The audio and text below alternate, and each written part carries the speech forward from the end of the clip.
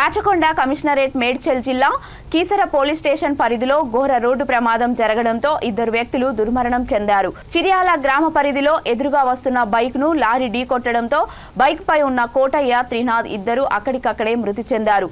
మృతులు చిర్యాల గ్రామానికి చెందిన వారిగా గుర్తించారు. విషయం తెలుసుకున్న పోలీసులు కేసు నమోదు చేసి పోస్ట్ మార్టం నిమిత్తం వారిని గాంధీ ఆసుపత్రికి తరలించారు.